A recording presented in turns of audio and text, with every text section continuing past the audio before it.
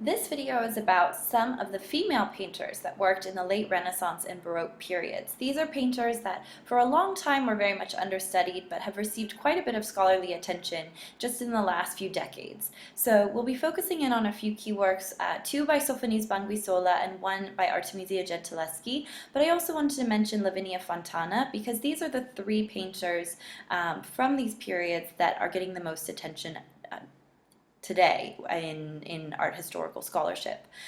What we see here are three paintings where they're representing themselves in self-portraits, and this probably had to do with the fact that a female painter really was an unexpected marvel or wonder at this time. It was very unusual for females to work as artists. It was very unusual for females to have a profession at all at this point.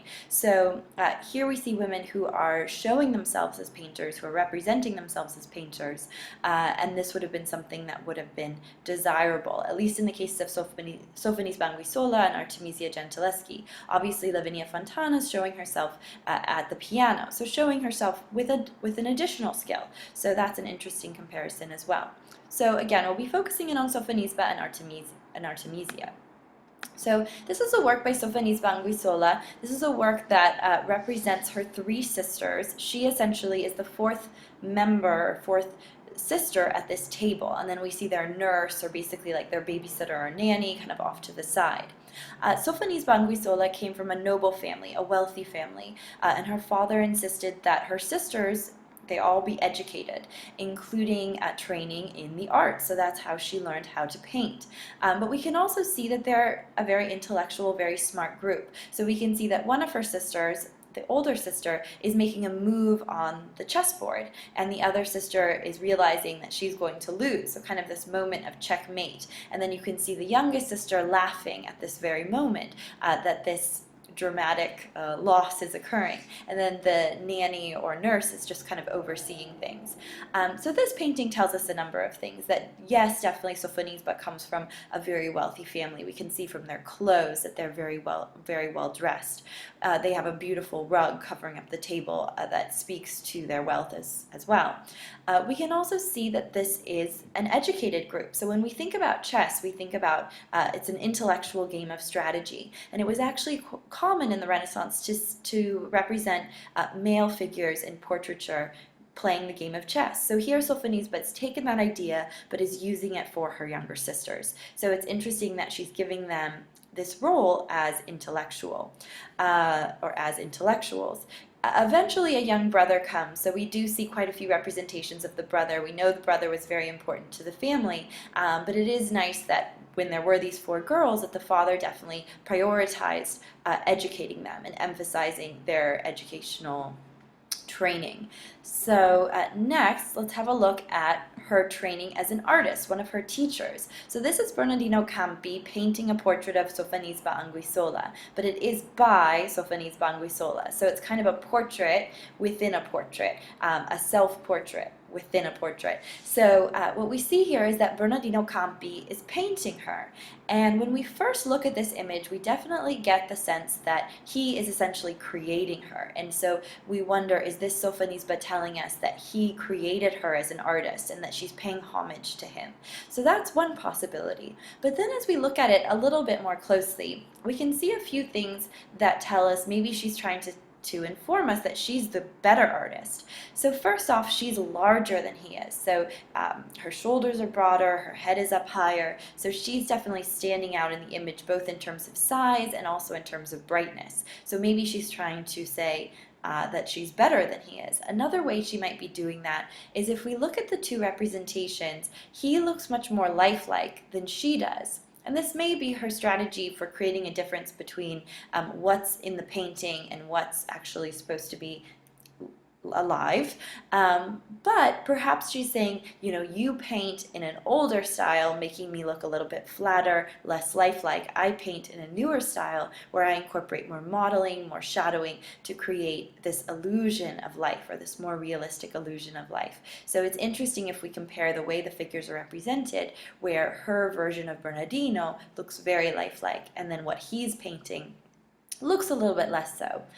Then a final element is that he's holding up a maul stick, which is that stick that kind of supports his hand, and this is a way that artists would ensure that their hands wouldn't slip, that it would remain steady. So that's a final kind of moment happening here, or a final thing to point out that indicates that she's commenting on his skill as an artist. So that's something to think about as well. All right, our next artist will be Artemisia Gentileschi, who's the most famous of the female artists of this time. She's more firmly established in the Baroque period, so this later period where we tend to see dark backgrounds, tenebrism, this dramatic play of light and dark. So Sofonisba would be considered more of a late Renaissance artist, also Lavinia Fontana, and then Artemisia would be a Baroque artist. So if we look here, we can see that Artemisia tended to favor representing Old Testament heroines. That is, women that did something heroic and virtuous in stories of the Old Testament. So for example, we see representations of Susanna and the elders, and then we also see representations of Judith beheading Holofernes. So this is a story of a virtuous woman who goes against an Assyrian general who was attacking her people, or kind of going after her people. He gets a little drunk one night. She is there seeing him, and once the moment is right, she strikes and she decapitates him. And she was a widow. Many men wanted to marry her after this, but she remains a virtuous widow after that. So it's an interesting story of a very, very virtuous woman. So if we look at the scene, we can see it's very violent. There's a lot of blood kind of moving through the sheets there. We can also see the determination of Judith and her maid as they are driving the sword across the neck of Holofernes. So very violent scene, emphasizing the strength of the female figures in the story. And if we compare it, for example, to the Judith beheading Holofernes of Caravaggio, we can see some very dramatic differences where we see a real emphasis on female agency in this example. So just some background, because this story was painted right after, or right during the time that Artemisia had a trial going on. And this relates to something that was happening in Artemisia's personal life. So Artemisia was the daughter of an artist. That was how she became an artist. Her father's name was Orazio Gentileschi, and he hired an artist named Agostino Tassi, who was a painter, to teach Artemisia perspective.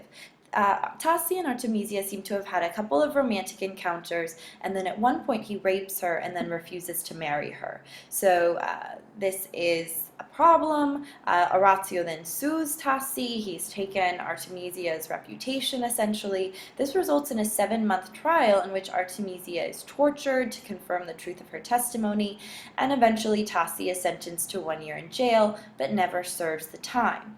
So with this in mind, when we look back at the image of Judith beheading Holofernes, many scholars have read this more biographically, considering some of the trials Artemisia went through in life, and then thinking about how she was able to perhaps represent them in her artworks. So for both Sofonisba and Artemisia, they had a number of difficulties in their work. Obviously, it was hard to get work sometimes and hard to get patrons, but Sofonisba actually ends up going off to work for the King of Spain. Artemisia Gentileschi ends up being accepted into the Academy of Florence. So in the end, we have a few examples of women who were able to be successful, but they're very much few and far between. A few kind of final notes on early modern female artists. So if you wanted to become a female artist, there were 2 ways that it was a little bit easier. And one was to be from a family of artists, and that was the case with Artemisia Gentileschi. And another case was if you were from a wealthy family or a noble family, and that was the case with Sofonisba Anguissola. Certain cities appear to have been a little bit easier for women to work. Rome and Bologna were perhaps a bit more open. However, the major art centers that tended to have more closed artistic ranks of Florence and Venice were a little bit more difficult. There was some flexibility in subject matters, but female artists often focused on female subjects, so things that were considered appropriate for women, and then self-portraits a little bit more than their male counterparts, because people maybe have wanted those self-portraits where women were kind of these marvels of nature painting. It seemed so strange to people. Well-known female artists would unfortunately continue to be a rarity through the 19th century, and female artists today continue to receive, on occasion, less attention and publicity than their male counterparts. So a lot of women continue to push for more female artists to be at the forefront in the art world. So just something to think about in today's art world as well.